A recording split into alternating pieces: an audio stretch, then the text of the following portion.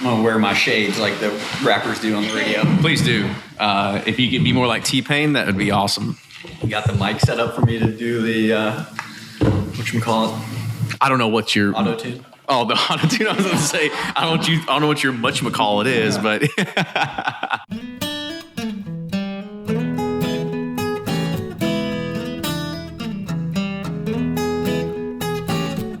everyone might remember Beau way back from episode 9 when we interviewed him talking about the Buffalo Trace barrel program. And this is going to be an update to see what he's been up to and how he's handing off the reins a little bit. This was recorded on a day when I was actually at Buffalo Trace along with John Johnson of the Wine Rack and Jim MacArthur of Harvest Restaurant here in Louisville picking out a barrel of Buffalo Trace. These bottles will actually be available in about 2 to 3 weeks at both locations, so make sure you go and scoop one up. We tried 4 different barrels that day, and the one we chose had a much more robust, robust profile, rather than the others that seemed almost a little too smooth. So for less than $30, I can guarantee you're gonna like it. I'll probably put a few up for cost plus shipping offers out there for those that are outside of the city, so make sure you're following us on Facebook, Twitter, and Instagram to see where I'm gonna post it. We did a drawing for the Russell's Reserve bottle last week, and congratulations are due for Jonathan Richardson. We hope you enjoy that bottle, man. We definitely appreciate all the great ideas and commentary that people had pushed in there as well.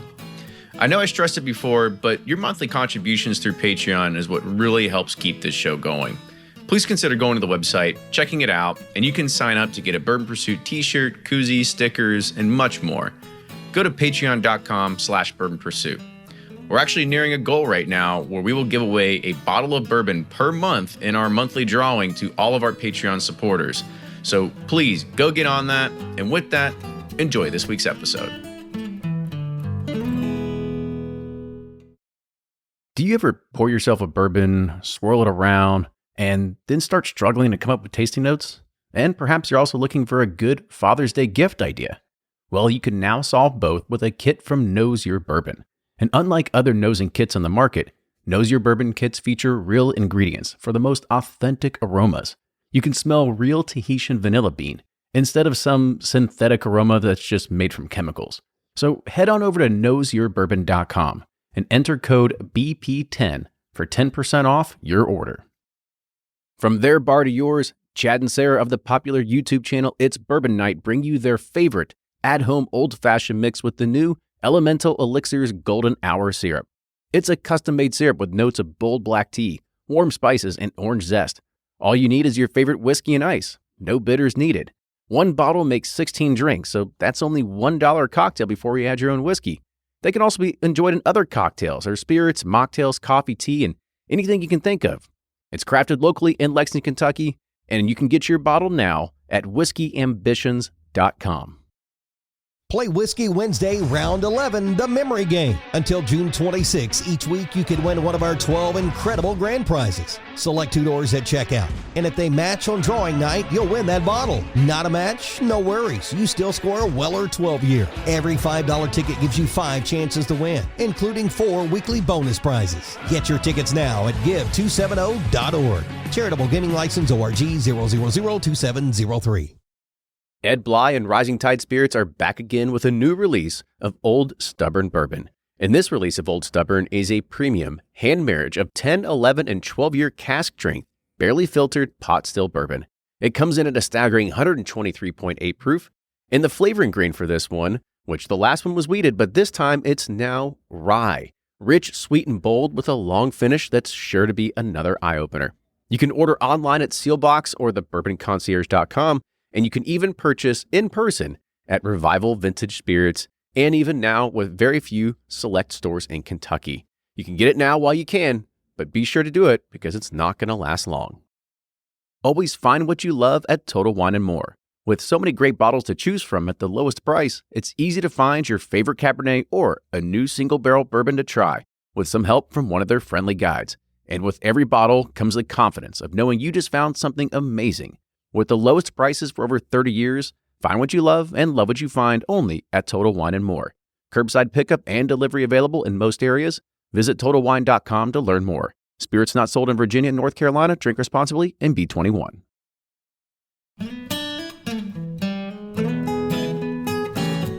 Welcome back to the episode of the Bourbon Pursuit Podcast, the official podcast of Bourbon. We are back in a location where we were actually here recording and filming for one of the first times when we first started this, back when we were doing this in, was it 2015, late 2014, whenever it was.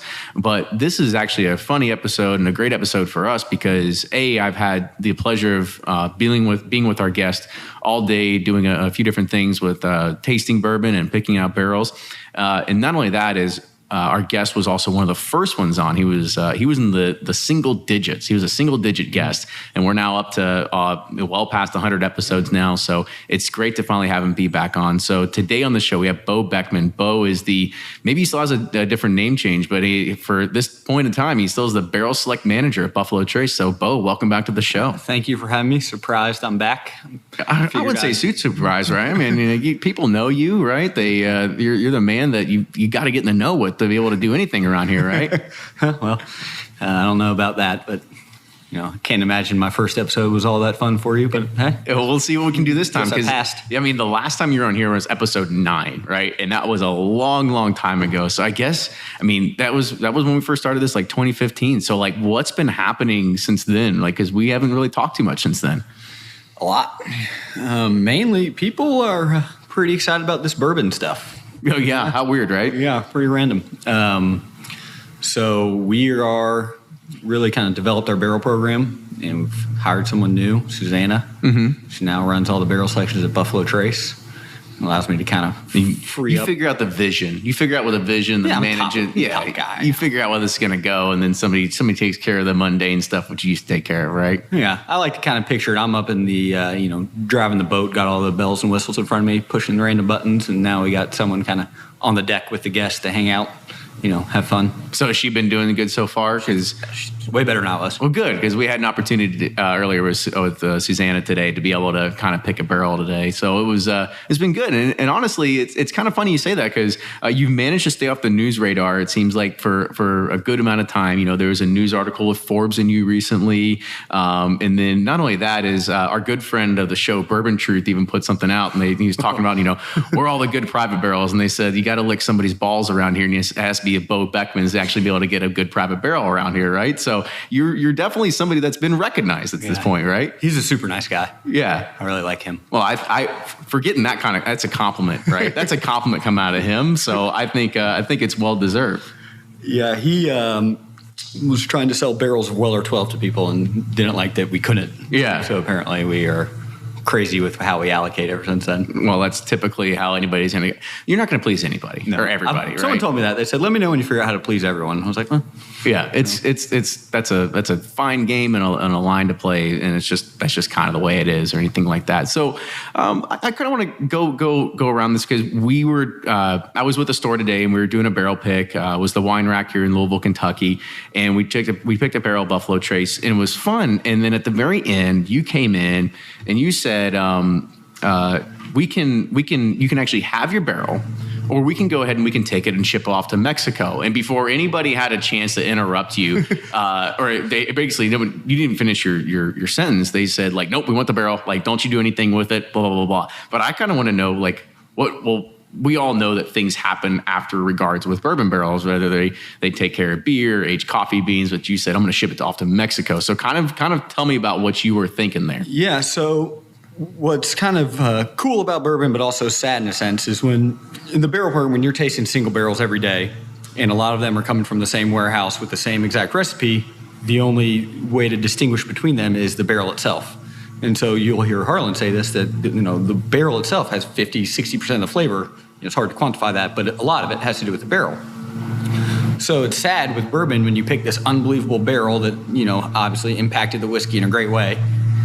And now you're just saying, we're going to bottle it and be done with that barrel. We're going to retire that barrel. Mm-hmm. Well, we have a barrel program where we sell core zone tequila.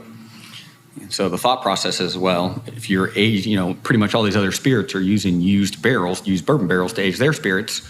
So it's thought process is, well, if a customer picks a barrel of, say, Buffalo Trace, when we're done with it, we bottle the barrel. We usually ship them the bottles in the empty barrel. But now, instead of putting that barrel into retirement, we can send it to Mexico, to Casa San Mateos, that's our distillery there. And the customer can say, I want you to age this up to a repo or a añejo, which is basically, 10 months for a repo, 16 months for a añejo. And then when it's ready, we'll bottle it and send them an empty barrel and the bottles back. So now they have bottles of Buffalo Trace, bottles of Corazon tequila, all from the same barrel. So it kind of tells the story like, hey, we handpicked this barrel. It's great. Barrel-aged tequila is also great. So it kind of connects those two. Just something fun to do. So I guess how often do you see that happen? Because today, they didn't even let you finish your sentence, and they're like, nope, we want the barrel. Don't do anything with it. I don't know if they were going to do. It was actually kind of funny. We had a restaurant that was with us today doing it was Harvest in Louisville, and they were like, oh, we actually do barrel aged sauerkraut, and they do a few different things. But I mean, how often do people are just like, okay, Beau, maybe we'll give this whole tequila thing a shot? Yeah, so it's not really letting us doing it. We're just throwing that option out there to them, because what happens is if you don't offer that to everyone, then the people that do it, when they get the bottles, then that guy comes to you and says, why didn't you offer that to us? Why do they get this something special? Right. And I say, well, we offer it to you. So, it's going to gain a lot of traction. It already has.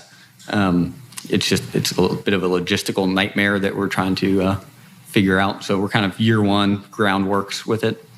So, we've sent barrels down there, but they're not going to be ready for 10, 16 months. So you'll probably, start seeing a lot of these things coming back. So we're calling it the barrel boomerang. Okay. So they haven't come back yet. There you go. Barrel boomerang. # trademark that. And with Sazerac, we're buying, we have distillers all around the world. And so, picture a long time, 50 years from now, it'd be great if you can fly around the world, pick barrels from all these distilleries, but maybe you're sending your barrel. The same exact one everywhere, right? Yeah. And you get to write your name every single time it goes to some other place, right? Yeah. So maybe me and Kenny are doing this in, cognac one day. Oh, gosh.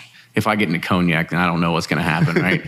I mean, who knows? Well, you guys have any rum? Are you guys doing rum yet? I mean, because that seems to be the next big thing for a lot of bourbon drinkers. Yeah, we're developing a rum portfolio. We don't have anything right now readily available to put in a barrel program. I do think that's really, if you can age something in a barrel, I want it in our barrel program eventually. Right. I mean, right now you got bourbon, tequila, and vodka, right? So no vodka. We have weekly, right? And then not in a barrel program. Not in a barrel, but yeah. In the barrel program, we have Canadian whiskey, and we're adding a bunch of scotches. Okay. Bourbon. So it's frustrating because people, log into that Single Barrel Select website and they click, oh, yeah, here, I want to buy bourbon, and then nothing's available. Well, it's typical, right? Yeah. I mean, and let's talk about that Bourbon Barrel website the Single Barrel Select website, because I know I think we talked about it last time we had you on here, because that was kind of when it started getting launched up around that time.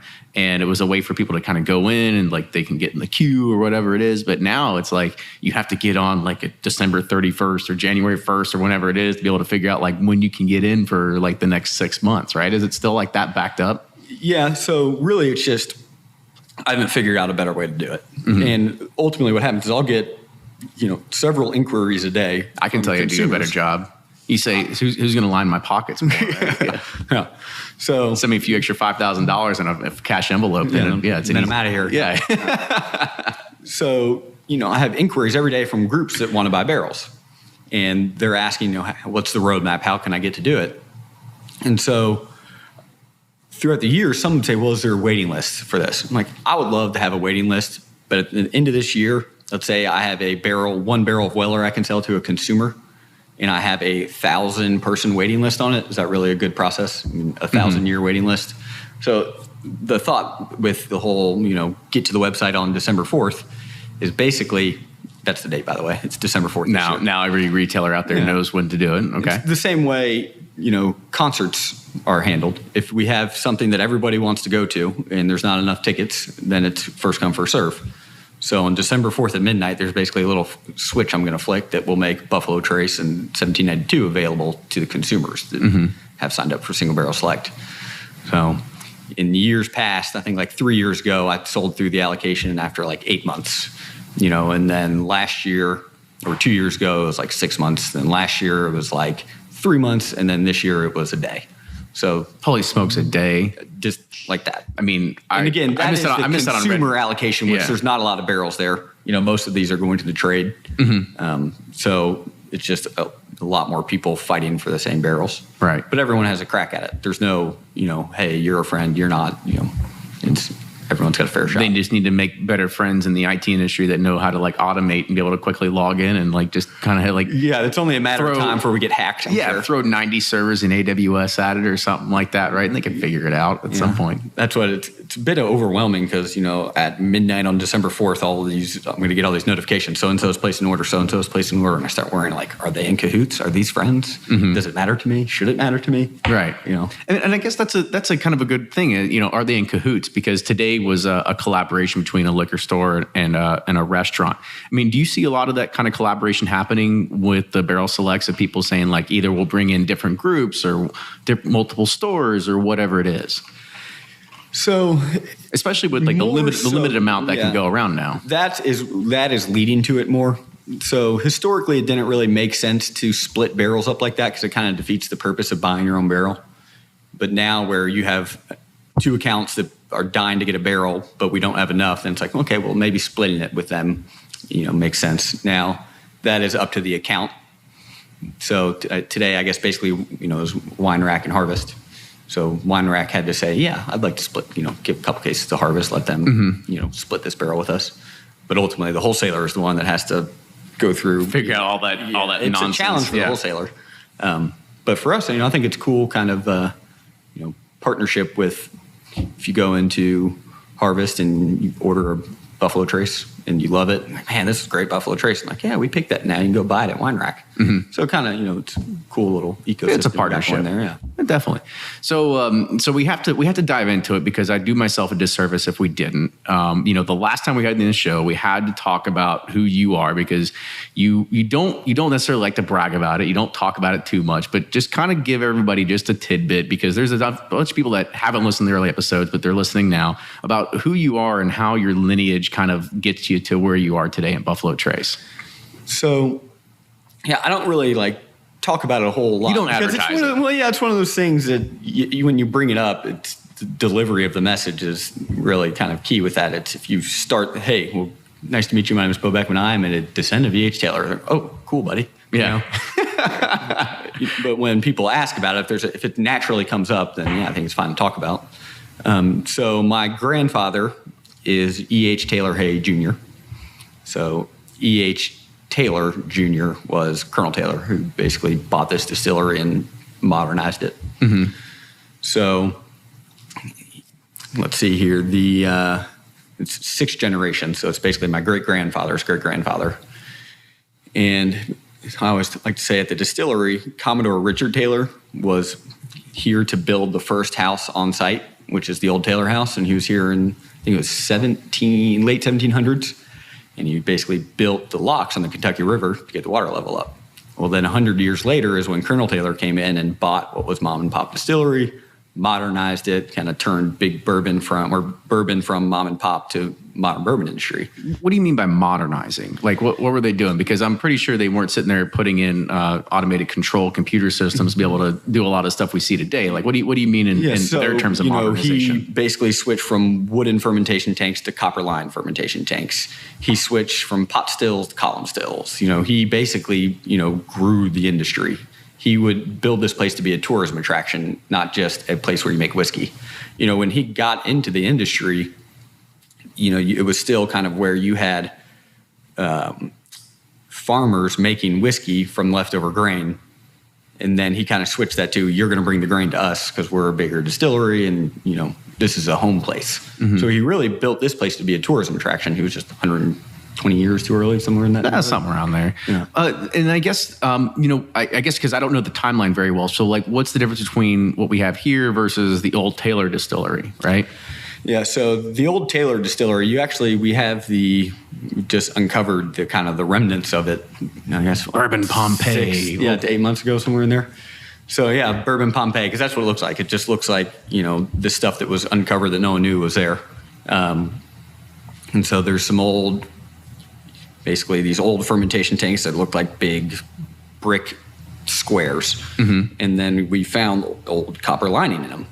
And then above it, he would have kind of like where all the barrels were getting put together. It's almost like a cooperage above them. And then off to the left is where he had his nice copper line stills and all that fun stuff. So it was just state of the art at the time. He basically sunk a fortune into the place and went bankrupt doing it, which is when Stag came in. So it's just everything at the time was state of the art. So way more advanced than anybody was ready for. Right.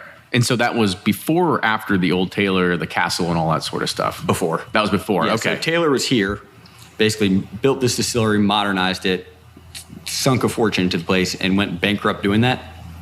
So our wholesaler at the time was George T. Stagg. So George T. Stagg had to buy out part of the distiller from Taylor to keep him afloat.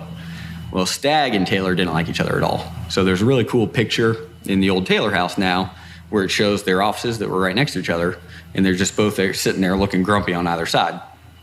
And it's Kind of like this podcast. kind of, yeah, me and you just going at it. And so Taylor was all about everything has to be top of the line, best quality, don't sacrifice anything, it's got to be perfect. And Stagg was more on the boat of, yes, that's great, we should definitely do that stuff, but if you want to stay in business, we got to make some money, and we need to get some value brands moving through here and do that kind of stuff. So essentially, they didn't like each other at all. They butted heads. So Stagg ended up buying Taylor out completely, and that's when Taylor left and then opened up some other distilleries. Okay. Now that we have a little bit of history lesson, let's get back to the your actual job here, because I kind of want to ask a question, because I want to talk a little bit about the experience even that I went through today. Between Susanna led most of it, and then you kind of chimed in a little bit towards the end. But I want to kind of talk about a little bit. It was really kind of cool to come in. You have a few barrels line out. You get the ability to sit there and thieve it yourself, put it in your own glass. We've got either Susanna or yourself. We're going to sit there and help you and proof it down to the way that you're going to be able to taste it, so you can actually help choose the barrel, or you know what your bottle is going to taste like, and then you actually get the barrel proof version. I don't know. I guess for giggles at that point, right? I mean, I guess is that the point of being able to say like, oh, you got a chance to take it to proof down. Now, what about actually having the barrel proof? Yeah, and then at that point, it just comes into how you go about picking your barrel. Everybody does it differently. Some people swear that all you have to do is go through the barrel proof and that'll give you an answer. So it's also just kind of make an experience out of it. You come to the distillery, try it right from the barrel. It'd be sad if you watch me take it right out of the barrel and then just add that water in front of you and say, yeah, sorry, can't let you try it at barrel proof. So my kind of philosophy with that is, the whole can't judge a book by a cover. My thought is the barrel proof is like the cover, but if you really want to get into it, you got to add water, let it open up, taste it as it's going to be bottled. Right. Okay. And I guess another question let's talk about like the amount of barrels, right? Because I've been to some barrel selections and they roll out 12 barrels for you. Today we had 4. Is that just a part of just the process of whether we have mature whiskey, whether these are the ones that pass the taste panel test? Like what goes into actually having to say like you get 3 barrels to choose from, you get 5 barrels to choose from, so on and so forth? So that comes up a lot, and I think it's hard for me to speak for other distillers' processes. This is just what my guess would be on why they roll out more than we do. I think the way we do it, we get all the barrels that you're tasting, you're kind of cherry picking from our cherry picks. So they came from a tasting panel. So we've already gone through and vetted all of them. So that was actually Susanna's background, was she was in our lab, worked as chemist there, but then was on our tasting panel. So she had, obviously good palate, knows what she's doing in that world. So when we are tasting barrels, we've already gone through those. We've already tasted them. These are the ones that we deem, good for barrel program. I think when you're going through with other distilleries, they might not have done that yet. You might be tasting those 12 barrels with them for the first time, which is cool, another experience in itself. But that's why you're tasting more, because you might come across a couple duds when you're doing that. So, or it could be they just said, hey, we roll out 12 barrels because we're okay tasting that. Right. But if you're tasting at... They might fit the flavor profile. They might not. It doesn't really matter, right? Yeah. You can barrel it however you want, right? Yeah. I mean, I can't tell you how many times I've heard where, they talk about doing a tasting at Wild Turkey with Eddie. And it's like, yeah, Eddie and I went through like 20 barrels. And I was like, yeah, that'd be awesome. That's awesome that Eddie can, take the time to do all that kind of stuff. I mean, that's a huge time commitment too. Right. So really it's just, I think it's different strokes for different distilleries. I've never had a customer that, there was one that might have been mentioned already, that didn't like what we rolled out. They didn't say, oh, these are bad, give me something different. Right. And what do you do when something like that happens? You say like, well, try again tomorrow? Like, my what do thought you do? with that is, if you don't like any of these, you just don't really like that brand. So why are you picking a barrel of it? So, if we can get other barrels rolled out to taste, we'll do that. But that has happened with one person since I've been here in 6 years, which has never been an issue. There's definitely concerns going into the tasting. And then people will taste them like, all right, this is great. Like today, you said if you take barrel 4 from me, you're going to kill me. Yeah, that's what, because it was funny because we had choice of 4 barrels. I mean, I tasted 3 of them. They all tasted, the first 3 were kind of like, like at least 2 of them where they just fell flat for me. But like the 4th one, I mean, it was just completely different. It had spicy notes, had almost like a coffee taste at the end of it. And it was completely different from the other ones. And that's when you rolled in. And I was about to say, I was like, Beau, if you slap a sticker on here and be like, oh, sorry, we forgot to pull this one out from the last one, right? Like I was going to punch you. Like that's what it was going to come down to, right? Yeah. Passionate. And then there might be someone that was there today that was just as passionate about barrel 3. Mm-hmm. So it's very subjective. It's what you like. The other challenge too is kind of rule of thumb is when you're tasting above 70 proof, you're going to burn out your palate. Mm-hmm. So if you're tasting 20 barrels and you're tasting barrel proof and 90 proof barrel and 100, you're going to burn out your palate. So by the time you're at the 20th barrel, like, are you there to pick a good barrel or are you there just to have a good time? Oh yeah, both. I'm with you. Yeah. I mean, that's what I've done some at Wild Turkey, as you mentioned, and every time we do it, it's up to like 12 barrels every single time. And after the 6th or 7th one, I'm just like, oh, screw it. At this point, I'm just going to have fun, right? Because I'm it's an awesome experience. I'm starting to lose track of like what I'm supposed to be here for, right? Yeah. But it's still fun nonetheless. Right? Yeah. And so, and a lot of it too is just getting to spend that time with the people, at the distillery and kind of bouncing things off them, asking questions, and then we get to spend times with, accounts, figure out what's going on the ground level. Right. What's actually happening in the trenches. Yeah. Yeah. Because it's nice to sit back here and just push the product, right? But, you have no idea what it's like in the actual field per se. Maybe I have no idea, right?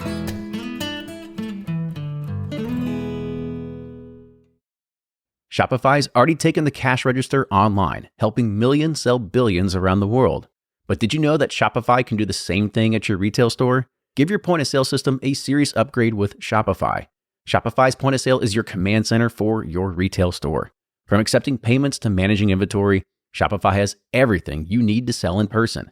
And with Shopify, you get a powerhouse selling partner that effortlessly unites your in-person and online sales into one source of truth. Track every sale across your business in one place and know exactly what's in stock. Connect with customers in-line and online. Shopify helps you drive store traffic with plug-and-play tools built for marketing campaigns, from TikTok to Instagram and beyond. And get hardware that fits your business. Take payments by smartphone. Transform your tablet into a point-of-sale system or use Shopify's point-of-sale Go mobile device for a battle-tested solution. Plus, Shopify's award-winning 24/7 help is there to support your success every step of the way. Do retail right with Shopify. Sign up for a $1 per month trial period at shopify.com/bourbon, all lowercase, and go to shopify.com/bourbon to take your retail business to the next level today. Shopify.com/bourbon. If you're anything like me, then you can't get enough about bourbon. And that's why I'm a subscriber to Bourbon Plus magazine. Bourbon Plus is a quarterly publication that tells the stories from the heart of bourbon, the farmers who grow the grain, the distillers who labor over the process, and the people like you and me who raise their glasses to celebrate it all. Subscribe to Bourbon Plus magazine today at bourbonplus.com, that's PLUS.com, and use code PURSUIT at checkout for $5 off your subscription.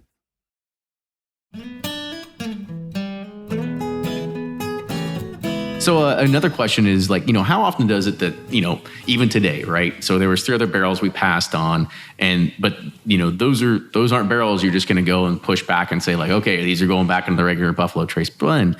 Those are going to continue to be on single barrel picks. But I mean, how often does it happen? And then some ridiculous guy comes in and goes oh, Beau pulled out the honey barrels for us and this is the one, right? And that's the one that we had passed on, right? How often does that happen? So, that whole thing, to me, there are honey barrels. It's just luck of the draw if you get one. Mm-hmm. I mean, when people, that's where this whole thing where people will say, hey, I know you're hiding your favorites in the back. Why would we do that? There's no point in us doing that. At the end of the day, because you got another brand coming out called Beau Select Buffalo Trace or something like that. Yeah. Well, some people will think hey, the 4 barrels of Buffalo Trace we tasted today, those are great, but I know you've got 2 more hidden back there that are your favorites. And it's well, why would I not have sold those already? Mm-hmm. What would be any sort of purpose of me holding 2 barrels back that are my favorites? There'd be no point of that. Right. And what people lose sight of is there is a whole purpose we're doing this barrel program. And at the end of the day, it costs us a lot more to make single barrel Buffalo Trace than it does everyday Buffalo Trace. So if you're the wine rack who's here today again, and you handpicked your own barrel of Buffalo Trace, and then you have a display in your store, and then customers come in and say, what do you recommend? And they recommend that bottle of Buffalo Trace. Customer opens it. If it's not good, we've just wasted everything. Mm-hmm. Everything we did up to that point was a waste of time. So it's in our best interest to be getting the best barrels out there. Right. And I guess that's kind of brings me to the follow-up question, with these honey barrels. I mean, is it really such a thing as a honey barrel? Like, do honey barrels really go to the single select program? Or, I mean, are some of those barrels actually folded into the regular product? Like, absolutely. Like, I guess kind of what is that delineation factor of being able to say, like, this one goes to single barrel select, this one goes to our regular blend, and it doesn't matter if it's Buffalo Trace, it could be Blanton's, it could be Eagle Rare, it could be, back when Elmer T. Lee was in single barrel program, like Old Weller Antique. Like, what is that deterministic factor that actually makes it to say, like, this actually cuts the mustard, to be able to say, we're going to put this on a higher pedestal or whatever it is? And is it a higher pedestal? And so that doesn't really happen with the barrel program. The way you come across honey barrels, they go like, it's 10 for you, 1 for me, 10 for you, 1 for me. Well, the only way I can dictate if it's honey barrel, I can taste it and I can say I like it a lot, but there are barrels that I'll taste that other people taste and say, yeah, I mean, that's good, but that's not the best. But then sometimes I'm thinking, well, that was awesome. I don't know what you're thinking.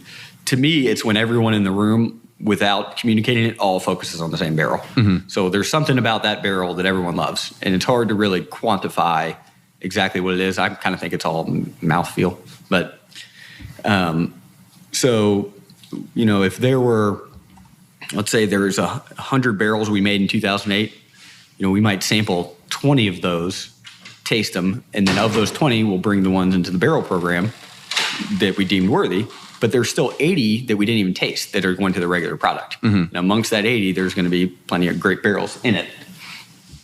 So, when people think, oh, they're taking all the honey barrels out for the barrel program and not going to stock, no, it doesn't work like that. Doesn't work like that. No. So, I mean, is there something that does say, like, we're going to choose these ones to go for here? I mean, does the tasting panel actually come to an agreement with it?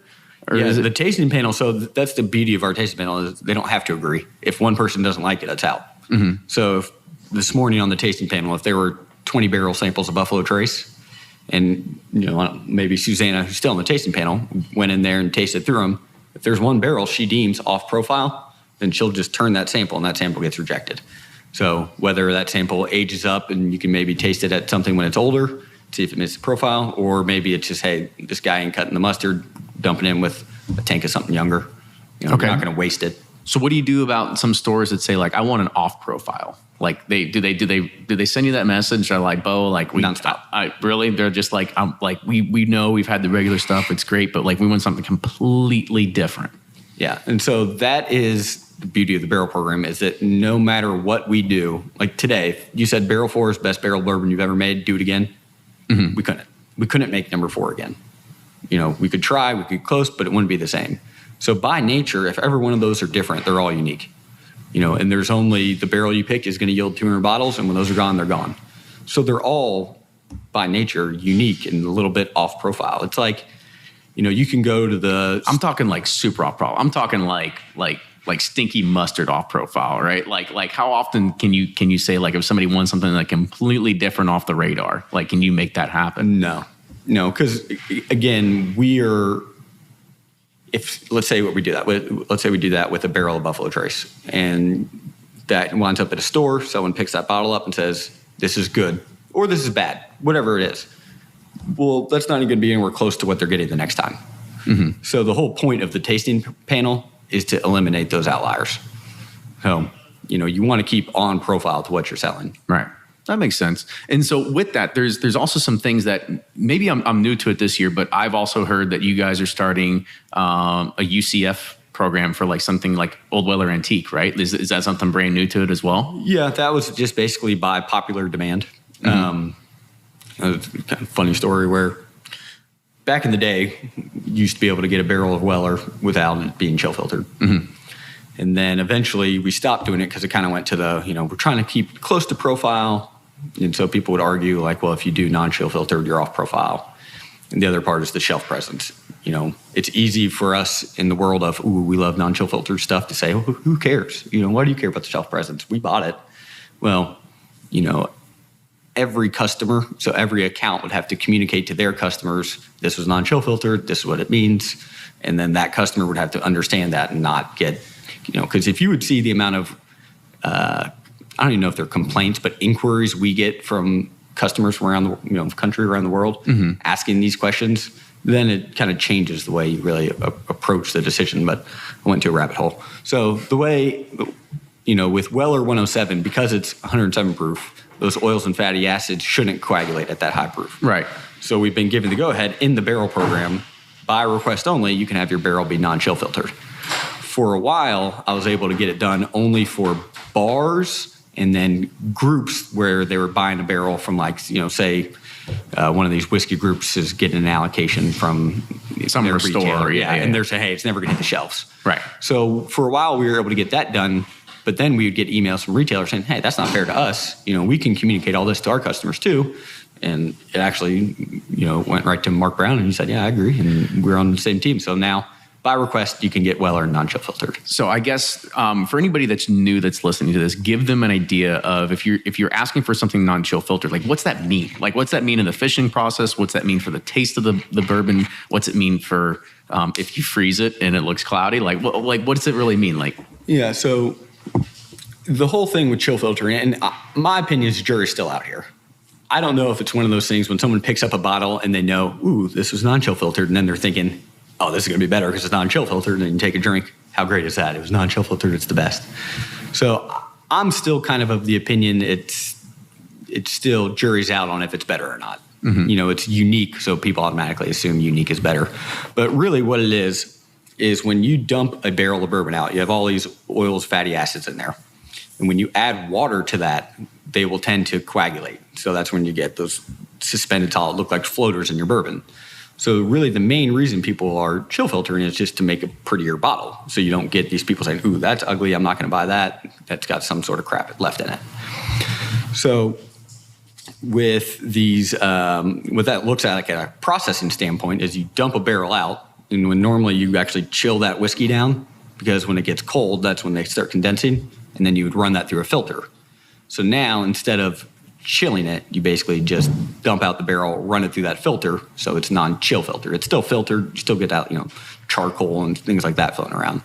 It's just you get a little more of those oils and fatty acids still. I was going to say, so those oils and fatty acids, they don't show up on like an FDA-approved label or something like that, or it's not like, I know. It's not a TTB regulated. I was about to say, I was like, I know when I get a pepperoni pizza, sometimes I'll take a paper towel and get all like the fatty. Filter it. Yeah, chill filter all the fat out of the pepperoni, yeah. Right? Like, I don't know if it has anything to do with it. But, do you think there's, as you said, the jury's still out on it, right? And I think it comes down to barrel. There might be, let's say, barrel A, non-chill filtered, and it was great non-chill filtered. Barrel B, if you chill filtered half and didn't the other half, you might not be able to taste the difference between it. There was a group of guys that came in, and we were talking about this, and they did a project with a micro distiller in Cleveland. And they basically took the same batch of whiskey, and they dumped it all out, and then they ran some of it through a 15 micron pad, some of it through a 10 micron pad, some of it through a 5 micron pad, and the rest non-chill filtered. And then they did a blind tasting. So it's all the same whiskey, just different filtration types. And they did a blind tasting. So when they were telling me this, I'm guessing, okay, well, probably non-chill filter wins because that's what everyone's saying. Yeah, absolutely. Why and not? They were like, no, it was the 15, the one with the highest, filtration one. And I was surprised by that. And, I think it's very anecdotal. That's just one story, one thing. But at the same time, jury's still kind of out. Is it better? It's in your head, yeah. Right? Yeah, that's why I always tell everyone at the beginning, taste everything blind, don't know what you're tasting, then figure out what you like. Mm-hmm. If you know it's non-chill filter going in and you've been told that so-and-so got this and it was the best barrel they got, and you pick it up and drink it, you're like, oh, that is great. Then they're just happy people no matter what, right? Yeah. Especially at that point. Well, so I know the clock's ticking for us, so I want to ask you 2 more questions. Coming to doing a barrel pick for a lot of whiskey geeks is like the ultimate experience for some of them. At this point, what do you attribute the biggest success of the single barrel program? So it was we talked about this at lunch a little bit. I think it's just all the incentives are aligned.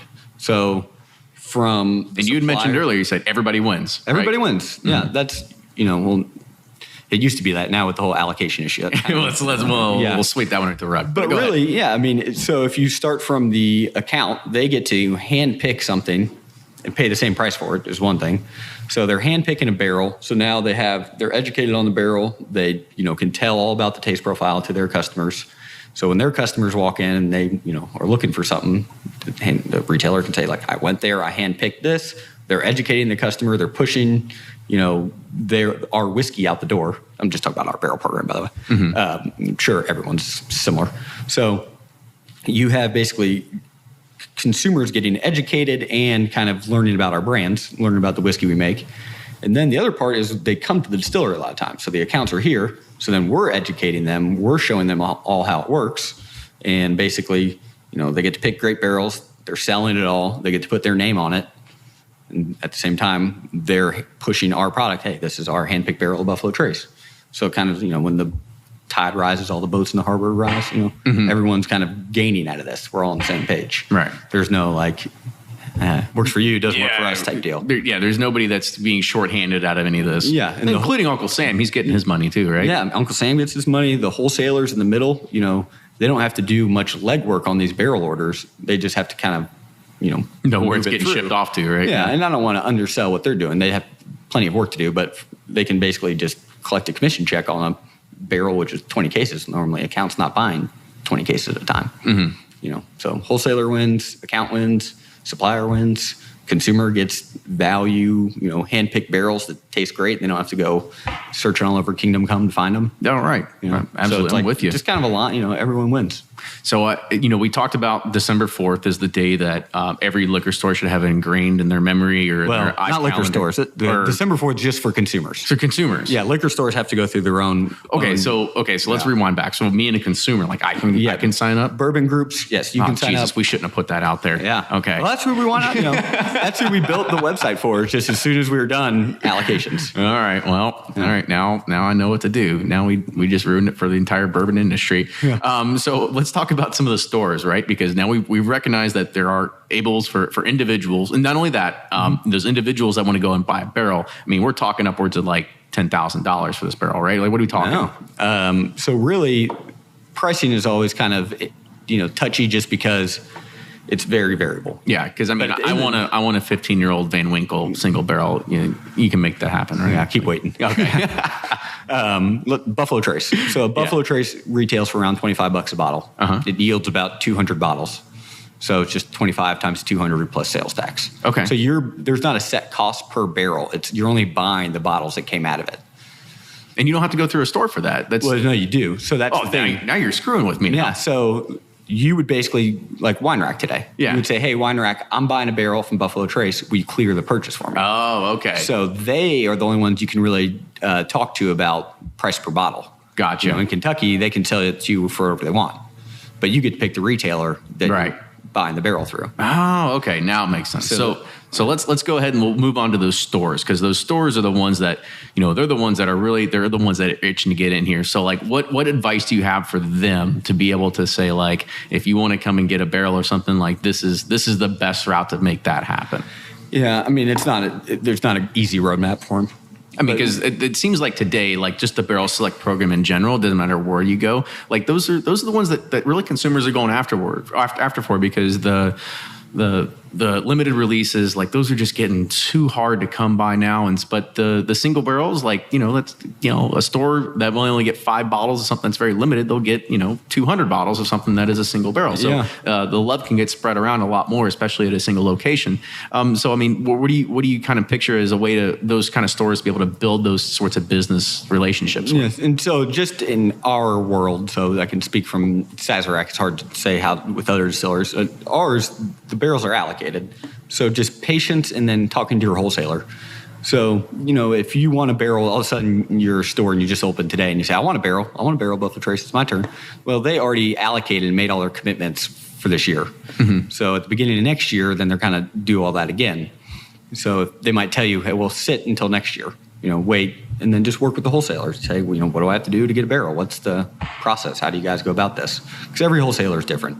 Right. So, ultimately how they do it in California is probably going to be a little different how they do it in Kentucky.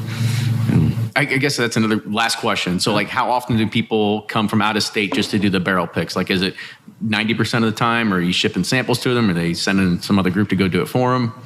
So more are coming here now than ever. And a lot of that is because, one, it's, people are more interested in bourbon. They can probably write it off as an expense. So yeah, why not? It's, it's a good educational trip.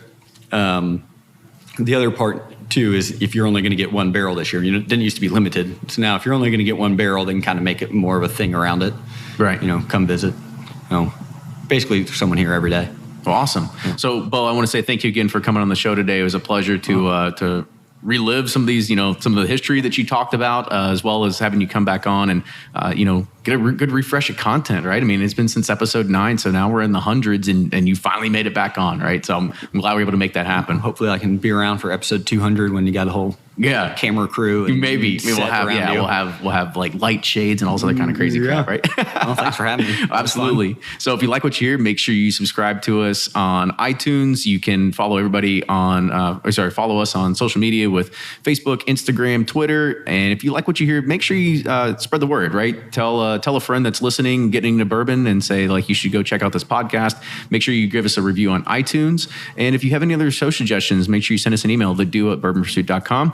And if you own or know somebody that's in an industry that does a lot of marketing or something like that, we are open for partnerships. You can go to bourbonpursuit.com. There's a partnerships tab at the very, very top. And you can go ahead and you can read our media kit and get some of the information about our downloads and everything like that sort of happens to the show. But again, Beau, thank you again for coming on the show today. It's a pleasure. Well, thank you for having me. I hope I get a shirt because I did it. Oh, I think we can make that happen. And we'll see you all next week.